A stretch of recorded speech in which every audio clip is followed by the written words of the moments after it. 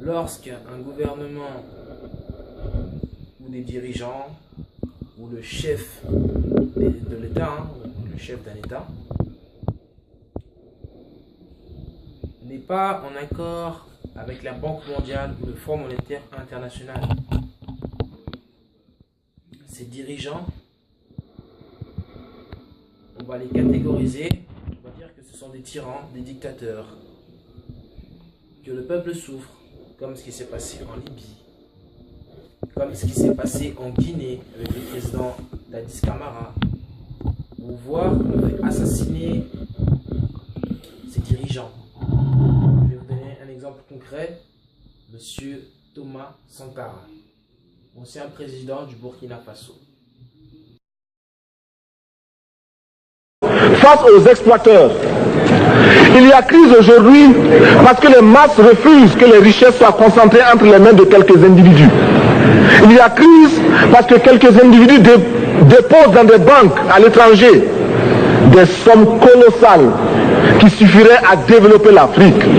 Il y a crise parce que face à ces richesses individuelles que l'on peut nommer, les masses populaires refusent de vivre dans les ghettos, mais ceux qui veulent exploiter l'Afrique, ce sont les mêmes qui exploitent l'Europe. Nous avons un ennemi commun. Donc, notre club, parti d'Addis Abeba, devra également dire aux uns et aux autres que la dette ne saurait être payée. Et quand nous disons que la dette ne saurait être payée, ce n'est point que nous sommes contre la morale, la dignité, le respect de la parole. Parce que nous estimons que nous n'avons pas la même morale que les autres. Entre le riche et le pauvre, on va ravager tout un pays. Ils n'en ont vraiment rien à faire, ces gens-là. Ce sont des gens sans pitié. Ils n'ont aucune peine pour tous les opprimés du monde. Tout ce qui leur importe, c'est leurs intérêts. Lorsque quelqu'un ou un pays ou un État est endetté, c'est le meilleur moyen pour le FMI ou le Fonds monétaire international. C'est vraiment le meilleur moyen. Lorsqu'un pays est endetté, c'est le meilleur moyen de faire fonctionner ça. Et ensuite, on fait venir toutes les multinationales et transnationales. Et boum, le pays est en ruine. Il est vraiment en ruine.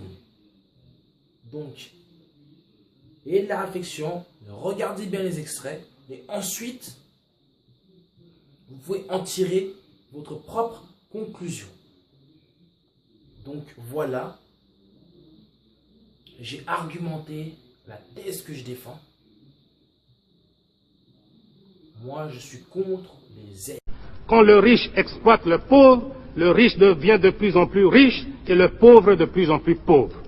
De nos jours, il est de bonne presse de parler de l'assistance des pays riches envers les pays pauvres. Quand un pays riche donne ne fût-ce qu'un kilo de médicaments à un pays pauvre, on mobilise la presse, la radio et la télévision. On échange des discours diplomatiques, les uns pour vanter l'aide, les autres pour remercier. Cette propagande a même suscité chez certains théoriciens des pays riches une opposition à l'assistance aux pays pauvres. Car, disent-ils, ce sont les pauvres des pays riches qui enrichissent les riches des pays pauvres. Il n'y a rien de plus faux.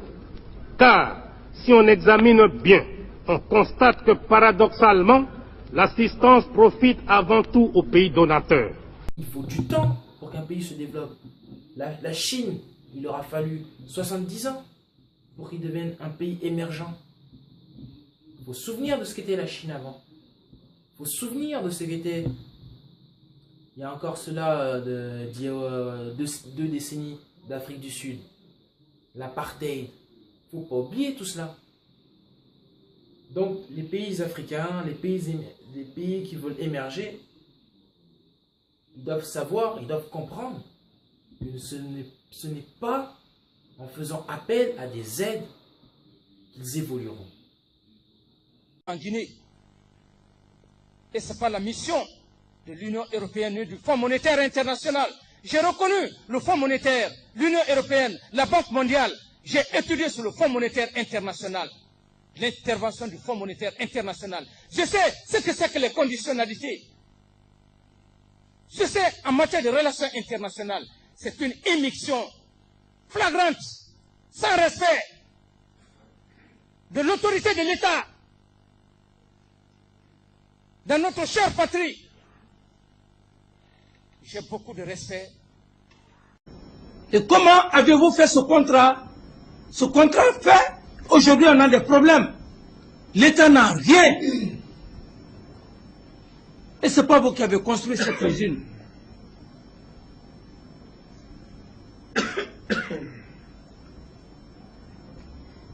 Est-ce qu'on parle de politique ici? On parle d'économie.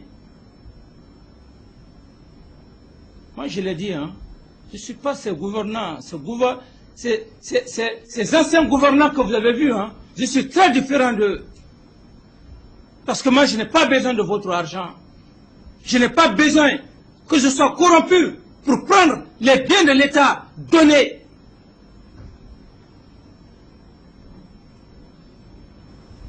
Aux personnes qui ne peuvent pas penser à cette nation. Non, je suis très différent. C'est pourquoi je parle avec fierté. Je n'aurai jamais besoin d'un sou de vous. Même si vous me donnez combien de millions de dollars, je n'en ai pas besoin.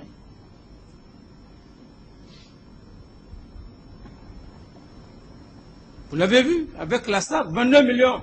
Mon donné, j'ai refusé. J'ai aujourd'hui le dossier. Les 22 millions sont déjà au niveau de la Banque centrale. Monsieur le secrétaire général, les 22 millions. Ils sont déjà à la Banque centrale, ils sont domiciliés là-bas. N'est-ce pas? Oui, vous pensez que nous sommes en train... Tu es en train de blaguer avec la vie d'une nation. Jamais, monsieur. Of manipulation by the corporatocracy through the use of debt, bribery, and political overthrow is called globalization. Just as the Federal Reserve keeps the American public in a position of indentured servitude through perpetual debt, inflation, and interest, the World Bank and IMF serve this role on a global scale. The basic scam is simple. Put a country in debt either by its own indiscretion or through corrupting the leader of that country, then impose conditionalities or structural adjustment policies, often consisting of the following. Currency devaluation. When the value of a currency drops, so does everything valued in it. This makes indigenous resources available to predator countries at a fraction of their worth. Large funding cuts for social programs. These usually include